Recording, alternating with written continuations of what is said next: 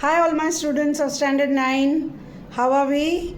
I hope you all are studying hard for your exams. Even though they are school exams, they are a part of the ICSE, of the CISCE board, and this is going to be your stepping stone for your 10th standard ICSE. So let's begin with the poem today. Today we are going to handle the poem in this module. I will be doing the poem Skimbleshanks. Okay, so please open to Skimbleshanks. First we read about the poet T.S. Eliot. So his name is Thomas Eliot, born on September 26th, 1888 and 4th January 1965.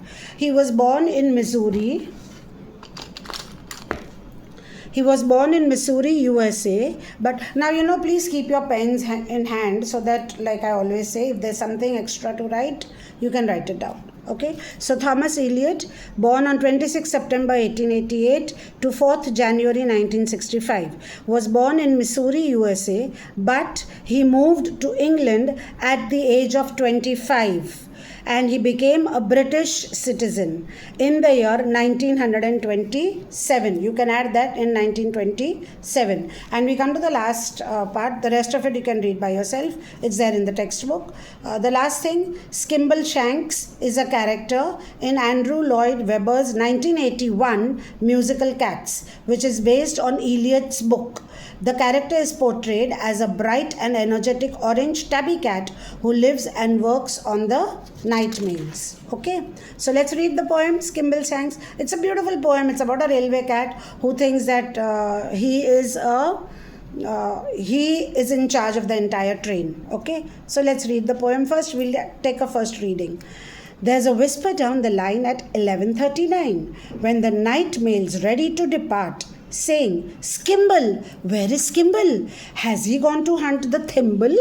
We must find him or the train can't start." All the guards and all the porters and all the station masters' daughters, they are searching high and low, saying, "Skimble, where is Skimble? For unless he's very nimble, then the night mail just can't go." At 11:42, when the signal's nearly due and the passengers are frantic to a man, then Skimble will appear and he'll saunter to the rear. He's been busy in the luggage van. He gives one flash of his glass green eyes and the signal goes, "All clear." And we are off at last for the northern part of the northern hemisphere. You may say that by and large it is Skimble who's in charge of the sleeping car express. From the driver and the guards to the bagman playing cards, he will supervise them all more or less. Down the corridor he paces and examines all the faces of the travelers in the first and the third. He establishes control by a regular patrol, and he'd know at once if anything occurred. He will watch you without winking, and he sees what you are thinking. And it's certain that he doesn't approve of hilarity and riot, so the folk are very quiet. When Skimble is about and on the move, you can play no pranks with Skimbleshanks. He's the cat that cannot be ignored, so nothing goes wrong on the northern mail when Skimble is aboard. Oh, it's very pleasant when you have found your little den with your name written upon the door. And the berth is very neat and newly folded sheet, and there's not a speck of dust on the floor. There is every sort of light you can make it dark or bright. There's a handle that you turn to make a breeze. There's a funny little basin you're supposed to wash your face in, and a crank to shut the window if you sneeze. Then the guard looks in politely and will ask you very brightly, "Do you like your morning tea weak or strong?" But Skimble's just behind him and was ready to remind him, for Skimble won't let anything go wrong. And when you creep into your cozy berth and you pull up the counterpane, you ought to reflect that it's very nice to know that you won't be bothered by mice. You can leave all that to the railway cat, the cat of the railway train. In the watches of the night, he is always fresh and bright. Every now and then, he has a cup of tea with perhaps a drop of scotch while he's keeping on the watch, only stopping here and there to catch a flea. You were fast asleep at Crewe, so you never knew that he was walking up and down the station. You were all sleeping all the while he was busy at Carlisle, where he greets the station master with elation. But you saw him at Dumfries, where he speaks to the police if there's anything they ought to know about. When you get to Gallowgate, there you do not have to wait, for Skimbleshanks will help you to get out. He gives you a wave of his long brown tail, which says, I'll see you again. You'll meet without fail on the midnight mail, the cat of the railway train. Okay, so this entire, all these names, Crewe, Carlisle, Dumfries, Gallowgate, these are all names in England. They are all in UK. Okay, and this is about a train and the railway cat who is handling them. So we must remember that even though he was born an American, he became a British citizen in the year 1927. So now let's do the poem in detail. So let's start with the explanation.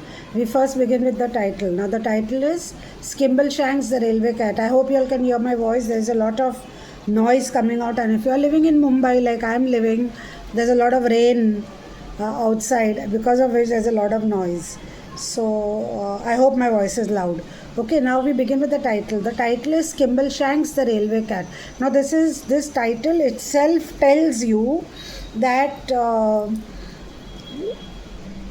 the poem is about a cat that has been personified, and it is a railway cat. Okay, it is not just an ordinary cat, it is the cat of the railway. Okay, so we begin with that. So the title itself is very apt and very justified. You can give your own examples and justify the title if you are asked to write about it. Okay, what will you write? You have to write that Skimbleshanks is the name of the railway cat.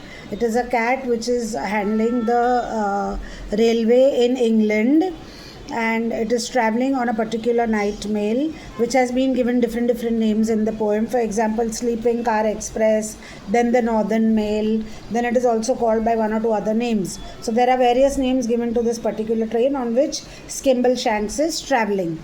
Do not confuse it with the other poem that you have, which is called The Night Mail.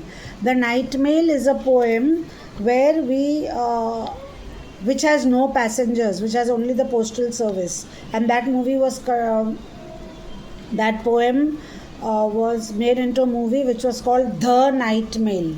Okay, so it is that particular one night mail that they are talking about, and this is a different one. You can come to know from the names of the stations that they have used.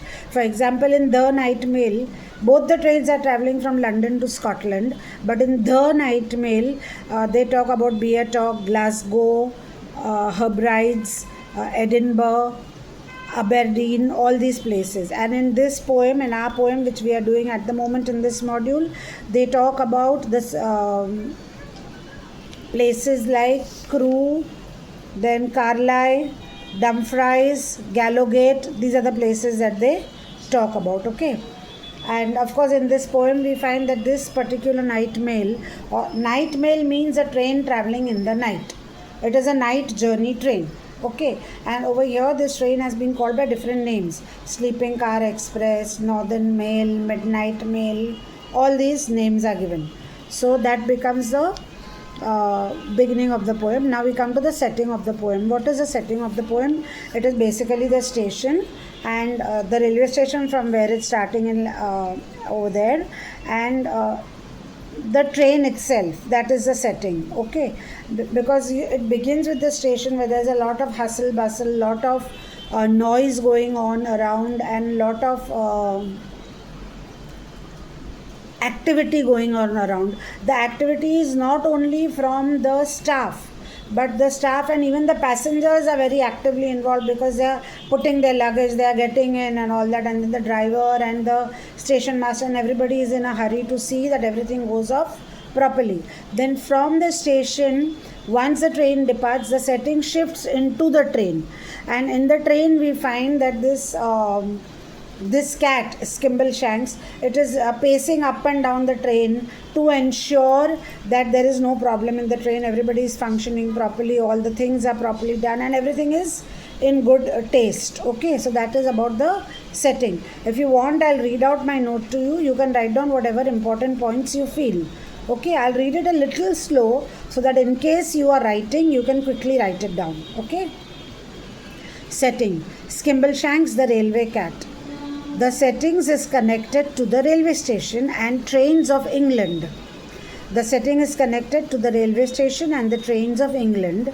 Before the train departs, the station is bustling with activity, filled with both the staff and the passengers.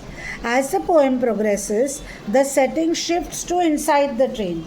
The atmosphere inside the train is quiet, orderly, and comfortable.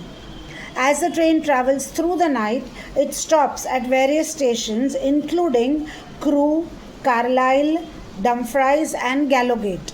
These locations provide the backdrop to the primary setting on the train. The overall setting creates a picture of a long overnight journey under the watchful eye of Skimbleshanks, the railway cat. Okay. So that much for the setting and the differentiation between the two poems. Now the main thing over here is that this entire poem is basically, the poet has used personification. What has he personified? He has personified a cat into a human being. Okay, so that personification has been used over here. Then we'll begin with a detailed explanation. Okay, let's start. There's a whisper down the line at 11:39. So at 11:39 there is a whisper down the line when the night mail's ready to depart. And where is this train going? From London to Scotland. Saying, Skimble, where is Skimble? Has he gone to hunt the thimble? Now, hunting the thimble was a party game, okay, which they used to play in England and all. They used to play this party game where one person hid something and the other people would go about finding it. It's almost like treasure hunt that we have over here, okay. So hunt the thimble. We must find him or the train can't start. So they are saying that we must find him, otherwise the train cannot start. So it just shows how important he is. Okay. Now in this line, if you find, there is an alliteration of the sound T and the letter T also. We must find him or the train can't start. So t has been repeated. Okay. So that's the alliteration. Even the alphabet. All the guards and all the porters and the station master daughters, they are running, they are searching high and low, saying, Skimble, where is Skimble? For unless he's very nimble, then the night mail just can't go. So they are saying unless and until Skimble is very nimble, means he's very quick. Unless he's quick, the night mail will not be able to leave at its scheduled time. Now what is the scheduled time of the night mail? At 11:42. So 11:42 is the scheduled time and they've started, the activity obviously starts before. So 11:39 when the poem opens is the opening of the poem. Okay, the scheduled time for departure for the night for this train is 11:42. Then the signal's nearly due and the passengers are frantic to a man. What do you mean by frantic to a man? They are all anxious, they are all filled with anxiety, they are distraught. Oh my God, what is going to happen? He is not come, Skimble has not come, how will the train go? Then Skimble will appear and he'll saunter to the rear. He'll saunter to the rear means he'll come in a relaxed manner, as if everything is okay. And he'll come. He's been busy in the luggage van. So that is where he has been busy, in the luggage van. Okay. He gives one flash of his eyes, of his glass green eyes. So his eyes glass green, GG. So GG is again alliteration. Okay, so GG. He gives one flash of his glass green eyes and the signal goes all clear. And we are off at last for the northern part of the northern hemisphere. Now the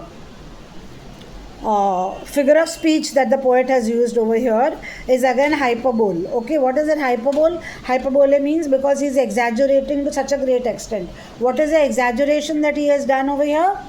That he is saying that we are off at last for the northern part of the northern hemisphere, but actually the train is going to the northernmost part of Britain. Okay, it is going to the northernmost part of Britain. It is not going to the northern part of the northern hemisphere. So it's an exaggeration. It is going to the northernmost part of Britain. Okay. You may say that by and large it is Skimble who is in charge of the sleeping car express. From the driver and the guards to the bagman playing cards, he will supervise them all more or less. So bagmen are traveling salesmen. So they are traveling and they are salesmen. And what is this Skimble going to do? He is going to supervise everybody. Whom is he going to supervise? The drivers, the guards, the bagmen, everybody Skimble is going to supervise. Is that very clear? Now before we continue with this, whom he is going to supervise everybody more or less, there are a few imageries that the poet has used. Okay, so we'll first come to the imagery. If you see the very first line, that imagery is an auditory imagery. Okay, what you can listen. Auditory is something which you can listen. And what is the auditory imagery used over here? There is a whisper down the line. Now whisper down the line means not just one whisper. There are many whispers going on because everybody is saying Skimble, Skimble, where is Skimble? So they are talking amongst themselves in a whisper. So everybody is whispering. It's not just one whisper. So that is the first auditory imagery that we have. Then we also have a visual imagery. Now that visual imagery is going to come in the next line. Down the corridor, he paces and examines all the faces. So you can imagine that he is pacing up and down and he is looking at every single face. Okay, so that is a visual imagery because you can imagine that he is behaving in such a fashion. Okay, so down the corridor he paces. Paces means walks up and down several times and examines all the faces of the travelers in the first and the third. Means of all the travelers in the first class also and the third class also. He establishes control by a regular patrol. Now what is the meaning of patrol? Patrolling means to regularly pass along a specific area. Regularly passing along a specific area to maintain order and security. So to regularly pass along a specific area to maintain order and security. That is a patrol. And there is an alliteration over here. He establishes the control by regular patrol. So r. So there are three r's. Okay. R has been repeated. So alliteration. Okay. Then did I give you the visual imagery? Yes, this is one visual imagery that he examines all the faces. There is another one also at the beginning of the paragraph where he says he gives one flash of his glass green eyes. So you can imagine the eyes that they are glassy green. Okay, green in color and glass. Let's continue. And he'd know at once if anything occurred. How will he know if anything has occurred? Because he is looking at your face. Okay. He examines all the faces. He will watch you without winking. Over here it doesn't mean winking with one eye. It means blinking over here. Winking over here is blinking. So without blinking his eyes, he will watch you properly. And he sees what you are thinking. It's as if that he is watching you so intently and so carefully he is observing you. You get a feeling that he is reading your thoughts. What is going on in your mind, that he is reading. Okay. So he will watch you without winking and he sees what you are thinking. Now again there is an alliteration over here. W. Will watch without winking. Okay. So that's an alliteration. Alliterations are very easy. And it's certain that he doesn't approve of hilarity and riot, and so the folks are very quiet. Hilarity over here means merrymaking. He doesn't approve. Everybody knows that he's very strict. He's a strict disciplinarian. He does not approve of any masti, tofan, whatever. So, and no riots also, no natak, no riots. So, everybody is very, very quiet. When Skimble is about and on the move, you can play no pranks with Skimbleshanks. So, you cannot make any practical jokes when you are talking about Skimbleshanks. He is a cat that cannot be ignored. So, he's a cat that cannot be ignored. So, nothing goes wrong on the Northern Mail when Skimbleshanks is aboard. So, nothing can go wrong because you cannot ignore him. Oh, it's very pleasant when you have found. Now, next paragraph, okay. Oh, it's very pleasant when you have found your little den. Little den means the cabin that has been given to you, or if it's just for two people, it's a coupe. So, depending on where you are, but once you enter your coupe, what happens? It's very pleasant when you have found your little den with your name written up on the door. So, your name is written on the door, and the berth is very neat with a newly folded sheet. So there is a new bed sheet which is very neatly folded and it is kept on your berth. Okay.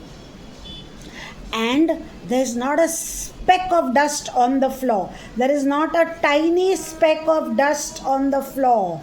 Okay, now this is again visual imagery. So you can imagine, you can visualize that there is not a tiny speck of dust. So this is again visual imagery. Example, please write that down. Okay. There is every sort of light. You can make it dark or bright. Now this coupe or this cabin where you are entering, it has got every sort of light. So you can make the light dark. You can make it light, like make it dark, make it light. Even I can do that. So jokes apart. So anyway, so you can make it dark or you can make it bright. There's a handle that you can turn to make a breeze. That means if you switch on something, if you turn the regulator, you can get a fan. तो पंखा भी चल सकता है. Okay. So there's a handle that you turn to make a breeze. There's a funny little basin you're supposed to wash your face in. So there is also a little basin in which you can wash your face. And a crank to shut the window if you sneeze. Crank means a handle. So there is a handle on the window. So if you start sneezing because of the cold, you can just shut your window. Okay. Then the guard looks in politely and will ask you very brightly, do you like your morning tea weak or strong? So there is a guard who has come in and he has said, he makes sure that you don't have any problem, and he's asking you that your bed tea will be light tea or strong tea. What sort of tea do you like? He's asking. But why? Skimble is just behind him. Okay, and was ready to remind him. So in case the guard forgets, Skimble is ready behind him to remind the guard that you are supposed to ask this to the passengers. For Skimble won't let anything go wrong. And when you creep into your cozy berth, so now that berth which has been given to you is very, very cozy. Now, when you think of the word cozy, what does it mean? It's very cold and you're feeling cold and you just get into your bed and you feel very cozy about everything. Okay, so what is the meaning of feeling cozy? You feel nice and warm and comfortable, right? So this is a type of a tactile imagery where the sensation of skin has been compared. How cozy a passenger feels when he creeps into his berth. So that is the expression of touching something, and therefore it is tactile imagery. Would you write that down, please? That this line, into your cozy berth, is tactile imagery. How cozy a passenger feels. How cozy a passenger feels when he creeps into his berth is an expression of touching something. So you're touching your berth. So that is the expression of your touching sensation, and therefore it is tactile imagery. Okay. And pull up the counterpane. Pull up the counterpane means a counterpane is a decorative bed cover. So there is a decorative bed cover which you pull up. Okay. You ought to reflect that it's very nice to know that you won't be bothered by mice. Why? You can leave all that to the railway cat. The cat of the railway train. Because there is a cat in the train, there will be no mice running around. So you don't have to fear any mice. You can leave that to the railway cat. In the watches of the night, he is always fresh and bright. Every now and then, he has a cup of tea with perhaps a drop of scotch while he's keeping on the watch. So while he's keeping on the watch, this little cat, Skimbleshanks, he keeps on having tea, and then probably he puts a little bit of wine or scotch in it so that he keeps himself alert. Okay. Only stopping here and there to catch a flea. You were fast asleep. You means who? The traveller. You were fast asleep at Crewe, and so you never knew that he was walking up and down the station. So at the station of Crewe, this cat, Skimbleshanks, was walking up and down the station to check whether everything is okay or not. Okay. You were sleeping. So first of all, you were fast asleep at Crewe. Then what happened? You were sleeping all the while. He was busy at Carlisle. So he was busy at the next station which came, that was Carlisle, where he greets the station master with elation. So he is awake and he greets the station master that he is wide awake. Okay. But you saw him at Dumfries, where he speaks to the police if there's anything they ought to know about. So he's again at Dumfries station. Skimbleshanks is talking to the police that is everything okay, it has something happened, do we need to know something, is there any warning for us, all that he's asking the police over there. So just to ensure that everything is safe. Okay. When you get to Gallowgate, there you do not have to wait, for Skimbleshanks will help to get you out, will help you to get out. So when you reach the station of Gallowgate, Skimbleshanks, you will not have to wait, because Skimbleshanks will be right there and he will help you to move your luggage and come out. He gives you a long wave of his long brown tail which says, I'll see you again. Means, okay, I'll meet you again. You'll meet without fail on the midnight mail, the cat of the railway train. So that is another name, the midnight mail, the cat of the railway train. So this much for the detailed explanation, and it's a lovely poem. So now what are the themes of the poem? What do you think could be the themes of this particular poem? First of all, what is the style of the poem? How do you think the poet has written this? It's a narrative, of course, but you must remember it's a lyrical narrative.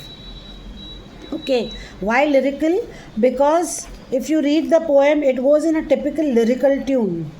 Like for example, pick up anything like, okay, we must sing, Skimble, Skimble, where is Skimble? Has he gone to hunt the thimble? We must find him or the train can't start. All the guards, so that way then Skimble will appear, he'll saunter to the rear. He's been busy in the luggage van. He gives one flash of his grass green eyes and the signal goes all clear. And we are off at last for the northern part of the northern hemisphere. So clear and fear and hammer and fear. So it's actually the lyrical note is the movement of the train. Just like how a train trudges along. So it's got that rhythmic movement. Okay, that is the first style that we can understand. So it's a lyrical narrative, right? It's a lyrical narrative of the experience. Now, who is watching this? One of the travelers. So it is a lyrical narrative of the experience watched by one of the travelers on the train. Okay, so one of them is watching. The speaker represents all the travelers. The speaker represents all the travelers as we. They have used the word we. The poet has used the word we. See, we must find him or the train can't start. And we are off at last. So we has been used. Okay, so that has been used. In some places we find third person has been used, like he, she, it, they. So third person has been used. In some places we you has been used, so first person has been, second person has been used, so there is a mixture of the persons used, but what we can say that it's a lyrical poem, and he has been using all the narratives, second person, third person, all these narratives are used over here.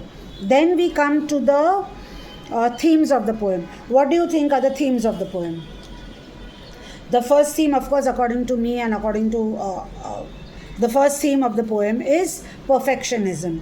Now, why do you say that the poet is talking about perfectionism? It is because he is, if you notice these lines, where you'll have to excuse me a moment. I think this noise is a little too much, so I'll just make it a little less.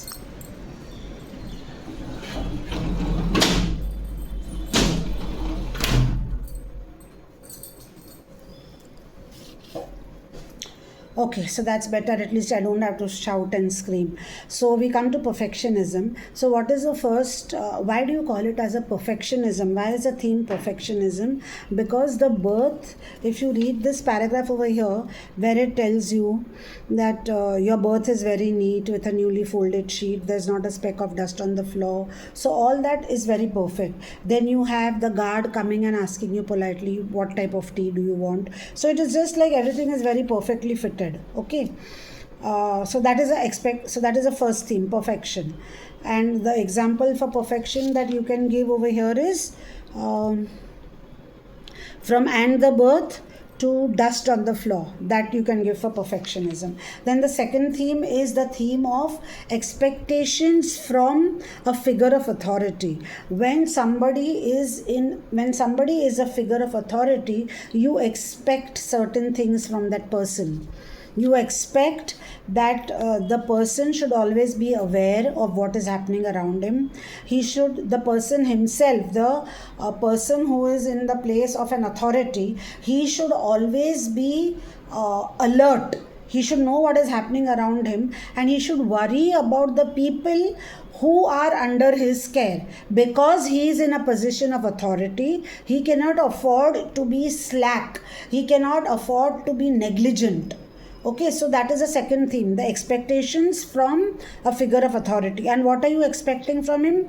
Always aware, then an alert person, an always aware person, then caring and concerned about the people who are under him.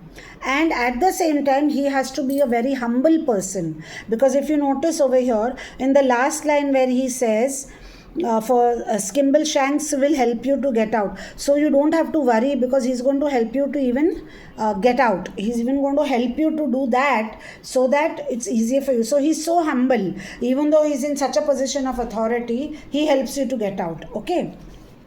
So that. Then the third theme. What is the third theme? The third theme is that there is luxury on board a train. So the third theme of the poem is to tell you how much luxury you have on a train. Okay, and what is the luxury that they are talking about? Everybody. It's a night train. So you must see, it's a night train. So people are obviously tired from their day's work. Now at the end of the day, you want some peace. You want some peace in the sense so that you can rest, not that you have to worry about your bed and about your bed sheet and about rats running all around. So all that is not going to be there. Okay, so it's very comfortable, because people are traveling from London to Scotland, and they have worked the entire day in London, and they are going to go to Scotland, and they are tired. So the luxury which is provided on that particular train is also one of the themes. Okay, so we get that. Please write that down, that people are tired and they're traveling from London to Scotland, and the luxury is given to them. You have polite guards, you have comfortable cabins, you have a supervisor in the form of the personified cat, who keeps a watchful eye so that there are no riots and there is no commotion in the train. Okay, so all that luxury is also provided on the train. Okay, it's a very beautiful little poem. It is basically meant for us for entertainment. So I have covered the title, about the poet, then we have done the style. Now what remains? Okay, so we come to the critical appreciation. Okay, so critical appreciation, of course, you will have to take a picture or you can take a note.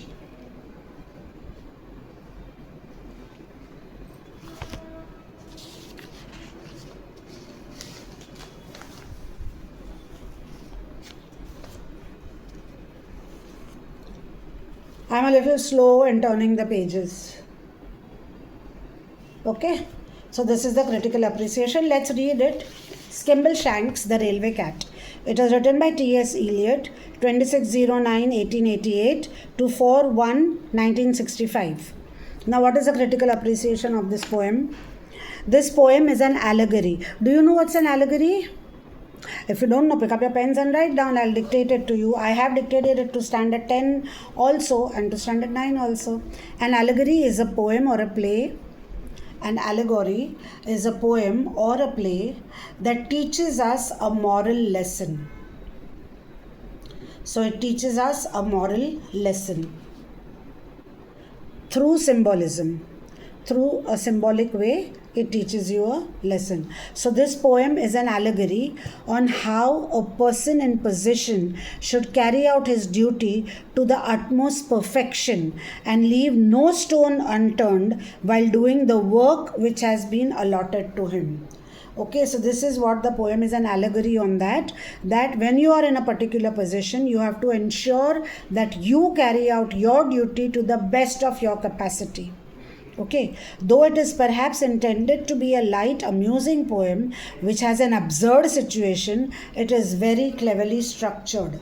Okay, so even though on the surface, prima facie means as soon as you read the poem, prima facie, it feels like as if it is for entertainment, it's a light poem, you are enjoying. But it is a very cleverly structured poem because it has got a deeper meaning. The rhythm of the poem resembles that of a locomotive. Okay, so we appreciate that when you are reading the poem, you feel as if the train is moving. Okay, now while the play of the words such as spaces, faces, control, patrol reveal that the poem is for entertainment, one can see a deep meaning in the silly experience of a personified cat. In the light of the political situation in Europe at that time, of writing this poem. So when this poem was written, what was the political situation in Europe? Skimbleshanks, the railway cat, can be regarded as a symbol of totalitarian regimes which were in Germany and Italy in the 1930s. So in the 1930s, in Germany and Italy, they had this totalitarian regime, and Skimbleshanks, the railway cat, is a symbol of those regimes. Why? Because he's like a dictator.